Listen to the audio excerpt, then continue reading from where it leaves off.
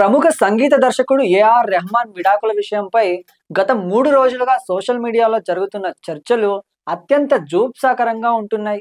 AR Rahman తీసుకున్న విడాకులు ఆయన స్వవిషయం. ఇది ఇతరులకెందుకు?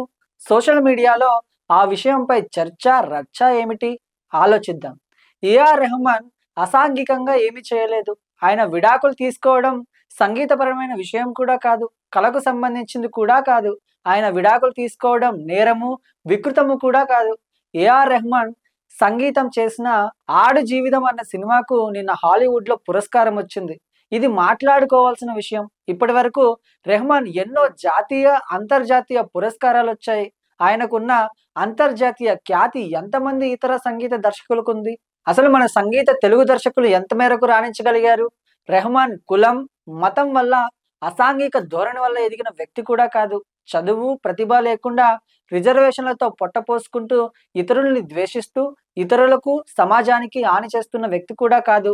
ప్రజ్ఞతో, ప్రతిభతో, తెలివితో, పరిశీలనతో, పరిజ్ఞానంతో, పరిశ్రమతో, నైపుణ్యంతో, విజ్ఞతో విశ్వస్థాయికి ఎదిగిన వ్యక్తి.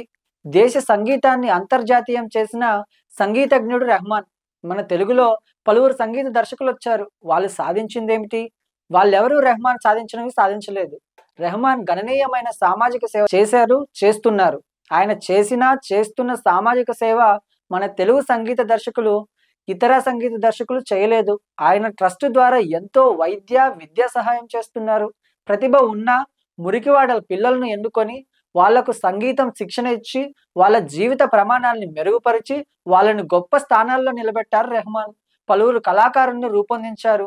సంగీతం పరంగా దేశానికి ప్రతిష్టను తీసుకొచ్చారు.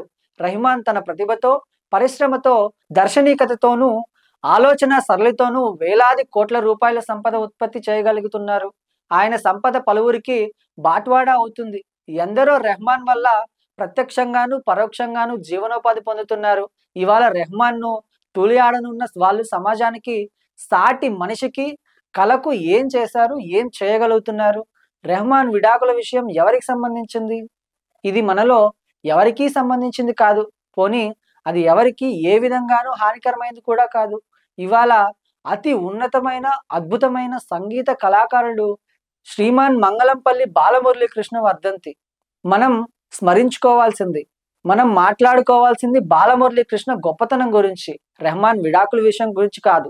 ఇవాళ మనలో ఎంతమంది బాలమురళీకృష్ణ గురించి మాట్లాడుకుంటున్నారు? వర్ధంతి రోజు కూడా తెలుగు వాళ్ళు బాలమురళీకృష్ణ గురించి గట్టిగా మాట్లాడుకోవడం లేదు. తెలుగు జాతి సిగ్గుపడాల్సిన స్థితి ఇది. మన తెలుగువారు బాలమురళీకృష్ణ ఘనత కన్నా రెహమాన్ విడాకుల విషయం ముఖ్యమైపోయింది. ఇవాళ అత్యున్నతమైన కళాకారుడు బాలమురళి గురించి కాకుండా రెహమాన్ విడాకుల గురించి జరుగుతున్న చర్చ సామాజిక వికృతం. ఇది శోచనీయం.